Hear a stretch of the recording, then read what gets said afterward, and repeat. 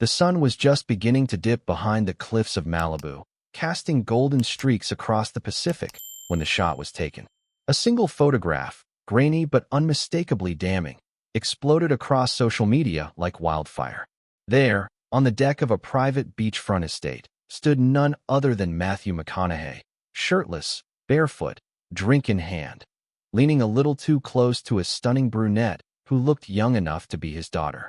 The photo was snapped by a paparazzo known only as Zeke, infamous for his ability to infiltrate even the most exclusive celebrity hideouts. That evening, Zeke had been tipped off by a catering employee who'd recognized McConaughey's unmistakable Texas drawl.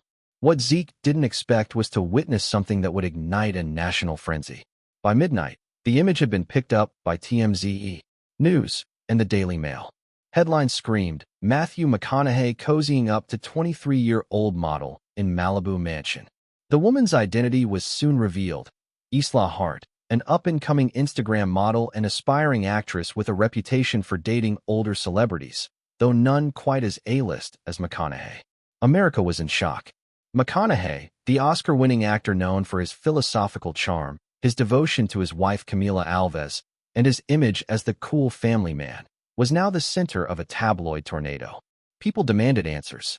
Was his marriage over? Where was Camila? And most importantly, why was McConaughey, of all people, sneaking around with someone half his age? The backlash was immediate and brutal. Fans flooded his Instagram with confused and angry comments. "Say it ain't so," Matthew wrote one. Another bluntly asked, "Where's Camila?" The hashtag "Where is Camila" began trending on Twitter by morning. Meanwhile, McConaughey himself had gone completely silent. 3 days later, in a remote corner of Texas, the actor sat alone at a rustic wooden table on his family's ranch, staring out across fields of waving grass. A bottle of Lone Star beer sweated beside his hand. The only sound was the occasional whinny of a horse in the distance and the buzz of a lazy fly near the screen door. His phone buzzed every minute, but he hadn't checked it since the photo dropped. He already knew what was waiting. He also knew it was more complicated than it looked. The public didn't know that for the past 6 months, his marriage had been slowly unraveling. Camila had moved to Brazil to care for her ailing mother and, over time, had begun to hint that she might not return. She didn't say the words outright, but the distance between them had become not just physical, it was emotional, too. And then came Isla. They met at a benefit event in Los Angeles. She was charming, quick-witted, not at all starstruck. She reminded him of himself, 20 years ago, unfiltered, ambitious, restless. At first, they just talked. Then, they met again. And again. It wasn't love. It wasn't even lust at first. It was curiosity. A search for something he couldn't name. A craving for connection that went beyond the walls of his mansion, beyond the script of married actor and family man that he'd been playing for over a decade. Was it wrong? He wasn't sure anymore. But it wasn't simple.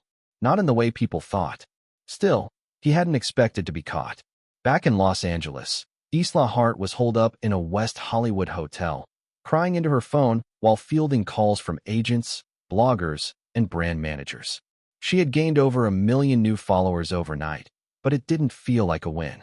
The tabloids were tearing her apart. One headline read, "Gold digger or homewrecker?" Another, "Who was Isla Hart and why did she destroy the McConaughey's?" Isla had never intended for this. She genuinely liked Matthew. He was kind to her, treated her like more than just an accessory. They talked about books, about politics, about philosophy and death. He told her about his father, his acting process, the spiritual crisis he went through in his 30s. She told him about her childhood in Ohio, her first modeling gig, her dreams of being more than a bikini on a billboard. Now she felt like she'd been used, not by Matthew, but by the world. And part of her, though she'd never admit it, wondered if he'd call, if he'd check in, if he'd defend her. He didn't. Meanwhile, Camila Alves McConaughey remained silent, publicly at least. She hadn't spoken to Matthew since the photo went viral. Their last text exchange had been cordial, distant, formal. She was still in Sao Paulo, balancing hospital visits with homeschooling their kids, who had, mercifully, not yet seen the picture. But Camila was no fool. She'd heard whispers from mutual friends. She knew about Isla. The only thing she didn't know was whether this was a betrayal or a conclusion to something that had already ended long ago. Still, she wasn't ready to make a statement. Not yet. Let the press speculate. Let the public judge. She had more important things to do. As McConaughey sat on his porch, watching the last rays of sun fade into a Texas twilight, he knew a reckoning was coming. Not from the press. Not even from Camila. From himself. He picked up his phone and finally, after days of silence, typed a single message. It wasn't to Isla. And it wasn't to Camila. It was to a journalist. A trusted one. It read, "I'm ready to talk." 2 days after Matthew McConaughey sent that message, the world watched as one of America's most beloved actors stepped into a storm of his own making. The exclusive interview was set in Austin, Texas, inside the cozy, wood-paneled lounge of Hotel St. Cecilia, a place McConaughey had often described as home away from home. The interviewer was Rachel Levine, a well-respected journalist known for her deep dives into celebrity culture without tabloid theatrics. She'd interviewed everyone from Tom Hanks to Beyoncé, and she had a reputation for bringing the truth out gently, but completely. When the interview dropped on YouTube and every major streaming platform, it garnered over 4 million views in the first 6 hours.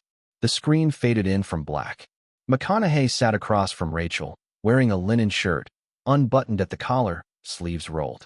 His hair was tousled, beard slightly grayer than the last time fans had seen him. He didn't look polished.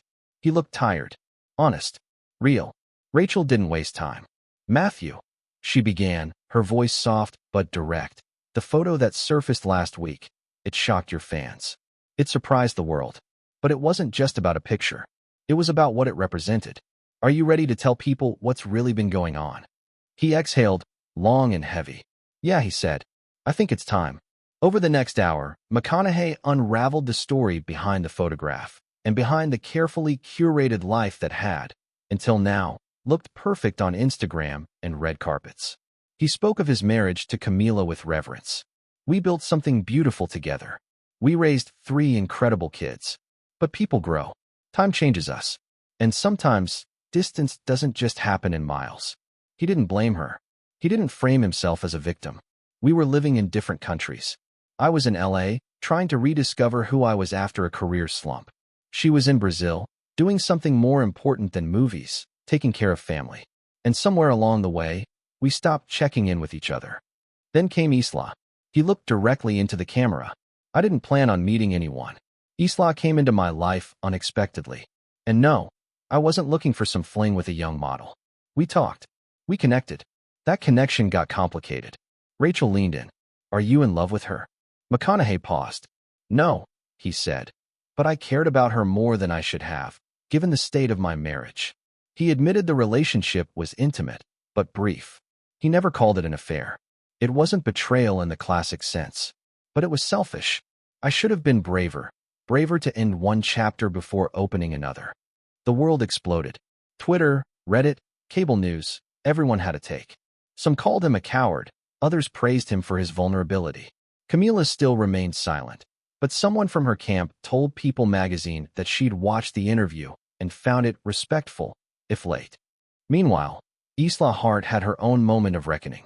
A publicist's ghostwritten statement appeared on her Instagram stories, saying she wouldn't comment, that she wasn't the villain people made her out to be, and that she would be focusing on my career, my health, and my future. But the damage was done. Brands she had partnered with started to pull back. An underwear campaign with a major fashion house went cold. A Netflix audition she had pinned her hopes on was delayed indefinitely. She wasn't canceled, but the world had already written her into the McConaughey narrative, a side character in a bigger drama. She felt small, disposable, and yet, something in her hardened. Maybe this was the price of proximity to fame. Maybe she'd been naive. Or maybe Matthew had made promises, subtle, silent ones, that he didn't even know he was making. Back in Austin, McConaughey felt lighter after the interview. But the silence from Camila gnawed at him. He wanted to call. He wanted to explain things the way he had to the world. But she wasn't the world. She was the one who'd seen him cry when his father died. The one who stood by him when Dallas Buyers Club felt like a gamble no studio wanted to take. The woman who held his hand when their second son was in the NICU. He couldn't text her. Not after all that. So he did something else. He got on a plane. Camila was in Sao Paulo, staying in her childhood home in the neighborhood of Vila Mariana. Her mother had stabilized, but her father had recently taken a turn for the worse. When the front gate buzzed and she heard the voice on the intercom say, "It's me," she froze. She hadn't seen him in nearly 5 months. Not in person. Camila stepped out into the humid Brazilian dusk wearing no makeup, hair tied back, face blank. Matthew stood on the other side of the gate. For a few seconds, neither spoke. Then she said, "So, the whole world knows now." He nodded. "Yeah." She unlocked the gate. Inside, in the small courtyard beneath a mango tree, they sat across from each other as the sky turned purple. It was the first time in years that neither of them had anything rehearsed to say. And it was the first time Matthew truly saw the toll that time and distance had taken on them. "You hurt me," she said. "Not just the photo, the silence before it." "I know," he replied. "I didn't want to lie, but I didn't know how to tell the truth." Camila's eyes welled, but she didn't look away. "Isla? Is it serious?" He shook his head. "It's already over." Silence. "You want this marriage to survive?" she asked. He hesitated. "I want to figure out who we are now, without pretending we're who we used to be." It wasn't a yes, but it wasn't a no. Camila stared at him for a long time. And then she said, "We'll talk. But not here. Not now. Later." She stood up. Matthew did too. Before she went inside, she turned to him. "For the record," she said, "I always knew you'd end up on camera again. Just not like this." He almost smiled. But she was already gone. That night, alone in a Sao Paulo guest room, McConaughey lay awake listening to street dogs barking, the sound of distant samba music, and the constant voice of doubt in his head. He had told the world his truth, but now he'd have to live with it. And that, he realized, was the harder part. The media storm had begun to die down, but the smoke still lingered in the air, thick, inescapable, bitter. While the headlines about the interview had started to fade from the top of news sites, they lived on in sidebars and YouTube thumbnails. Everyone had seen it. Everyone had an opinion.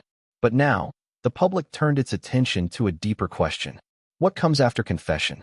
For Matthew McConaughey, the answer was not peace. Not yet. He returned to Texas 3 days after visiting Camila, unsure of what would come next. She hadn't asked him to stay. She hadn't told him to leave, either. The ambiguity was worse than rejection. At his ranch in Austin, the days slowed. He stopped answering most calls, let his agent field offers, and took to writing again. Not a script, not a memoir, just long, rambling letters that he never sent. To Camila, to his children, to himself.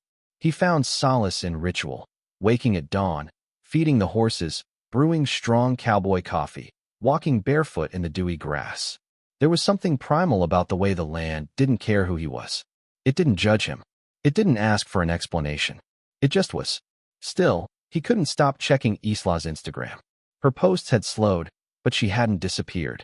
A recent photo of her in Tulum, no caption, just a seashell emoji, had 500,000 likes and comments ranging from "live your life," "girl" to "homewrecker." He typed a message to her once, deleted it, typed it again, deleted it. Eventually, he set the phone face down and went outside to chop firewood until his palms blistered. Meanwhile, in Los Angeles, Isla Hart was unraveling in her own quiet way. The public had mostly moved on, but the damage to her career had been surgical, not overt cancellation, but something slower, quieter, exclusion. Invites stopped arriving. Emails were left unanswered. The Netflix callback never came. She tried to pivot, booked a wellness retreat in Joshua Tree, made a few vague posts about self-healing, did a podcast about navigating fame as a woman, but nothing landed. The McConaughey affair, as the media called it, had become a brand she didn't want and couldn't escape. She felt hollow and angry at Matthew, at herself, but mostly at a world that sold young women on the idea that proximity to power was empowerment, when really, it was just proximity to someone else's story. Camila, back in Brazil, had her own reckoning. The calm she had shown when Matthew appeared at her gate was not indifference. It was armor. Inside, she was a storm. Not of rage, but of grief. Grief for the version of their life that was now broken. Grief for the trust that had cracked, maybe beyond repair. She didn't want revenge. She didn't want to humiliate him. She wanted clarity. So she flew to Austin, unannounced. He wasn't expecting her, and when he opened the door and saw her standing there, jeans, oversized sweatshirt, no makeup, hair pulled back, he looked like he'd seen a ghost. "Are you going to let me in?" she asked. He stepped aside without a word. They sat across from each other at the same table where he'd once typed his message to Rachel Levine. The silence between them wasn't hostile. It was heavy, loaded with things unsaid. Camila took a long breath. "I'm not here to fight." Matthew nodded. "I'm not either. I've been thinking a lot," she said. "About us. About the kids. About what it means to love someone who changes." He said nothing. She looked him in the eye. "You didn't just cheat with another woman, Matthew. You cheated with a version of yourself you thought you'd left behind." That hit harder than any headline. "I'm not saying I was perfect," she continued. "I left too. I stayed away. But I never stopped believing in us. Even when it got hard." Matthew's voice was low. "I didn't stop either. I just forgot how to hold on." They sat in silence again. Then Camila said something he didn't expect. "Maybe we need a break. But not a breakup." He blinked. "What does that mean?" "It means maybe we stop pretending everything's fine. Maybe we live apart. For a while. We parent together. We talk. We rebuild, if we can. But we don't pretend anymore." Matthew swallowed hard. "That sounds like goodbye." "It's not goodbye," she said. "It's space. To breathe. To be honest. For both of us." He looked out the window. The sun was setting, golden light hitting the edge of the barn. Then he nodded. "Okay." The statement they released the next day was brief and elegant. "After deep conversations and time together, we've chosen to take space to rediscover our relationship with mutual love and respect. Our family remains our priority." There were no accusations. No scandal. Just two adults acknowledging that even deep love can fracture and that healing sometimes requires distance. For Isla, it was closure she never got. She read the statement, alone in her apartment, and felt a strange mix of anger and relief. She would not be mentioned. She would not be blamed. She would also not be remembered. In her own statement, shared quietly in a podcast no one expected her to speak on, she said, "Sometimes you walk into someone else's life thinking it's a beginning, and you realize you were only ever passing through. That doesn't make you the villain, but it doesn't make you the hero either." She moved to New York the next week. New agency. New name. New start. She dyed her hair black and disappeared from the algorithm. As autumn came to Texas, McConaughey embraced solitude. No cameras. No scripts. No Isla. No Camila. At least, not every day. But there were long phone calls. Soft laughter. Birthday FaceTimes with the kids. A tentative plan to spend the holidays in the same city, even if not the same house. And for now, that was enough. He wasn't forgiven. But he was seen. And that, in a world obsessed with illusion, felt like the beginning of something real. December rolled into Austin like a quiet promise. The McConaughey ranch was dressed in minimalist holiday charm. Strands of white lights along the fence posts, wreaths made of pine and rope on the porch, a simple tree cut from the edge of the property, now standing in the living room with handmade ornaments from years past. It was the first Christmas since the photo, and nothing about it felt normal. But they were trying. Camila arrived 2 days before Christmas with their 3 kids. She didn't come with baggage in her words or eyes, just actual bags, presents, and an unspoken agreement. This was for the children. Whatever questions lingered between her and Matthew would wait. The kids were excited, loud, full of energy and sugar. The ranch buzzed with life. Sleds over frost-covered grass, hot chocolate by the fire, guitar strumming echoing from the porch. And for a few moments at a time, it almost felt like before. Almost. On Christmas Eve, after the kids had gone to bed, Camila and Matthew sat on opposite ends of the couch, firelight dancing between them. Neither spoke for a while. He finally broke the silence. "Thank you for coming." She nodded. "I wanted to." They needed it. He hesitated. "Did you?" Camila looked at him for a long moment. "I didn't know if I did. But now that I'm here, yeah, I did." Matthew sipped from a glass of wine. "You know, I spent most of this fall trying to figure out if I was the bad guy." "You're not," she said gently. "You just stopped being our guy." That hit him harder than anything before. "But you're still their father," she continued. "And I'm not here to erase you." "I'm not trying to be erased," he said. "Just edited." They both laughed quietly, not from amusement, but from mutual exhaustion. It was the laugh of two people who had cried in different languages but shared the same silence. Later that night, after she had gone upstairs, he sat by the fireplace alone. A single snowflake landed on the window pane, rare for Austin. He watched it melt, fragile and temporary, just like so many things. But the next morning, he woke up to the sound of his youngest yelling, "Snow! Dad, come see!" And when he stepped outside, the ground was dusted in white. The kids made lopsided snowmen. Camila made pancakes. And for the first time in months, Matthew McConaughey laughed without guilt. On New Year's Eve, Camila pulled him aside before leaving. "I'm going back to Brazil for a few months," she said. "But after that, let's meet. Somewhere new. Not the ranch. Not LA. Just us." He nodded. "No expectations. No lies," she corrected. He smiled. "Deal." They hugged. Long, warm, with years pressed into the space between them. And as she drove away, kids waving from the back seat, Matthew stood in the driveway, watching until the car disappeared down the dusty road. He didn't know what would happen next. But for once, that didn't scare him. It felt like the story wasn't ending. It was just being rewritten. Spring arrived in slow waves. The Texas wildflowers began to bloom again, bluebonnets painting the hills like soft, living skies. The days stretched longer, and with them came a strange, unhurried peace. For the first time in over a year, Matthew McConaughey wasn't running, not from cameras, not from guilt, not from himself. He had finished a manuscript. Not a memoir. Not a screenplay. Something new. A series of meditative letters, stories wrapped in questions, essays without conclusions. His publisher didn't know what to make of it, but he didn't care. It wasn't for them. It was for Camila. It was for the kids. It was for Isla, too, even if she'd never see it. And most of all, it was for the man he had once been, and the one he was slowly becoming. Camila kept her word.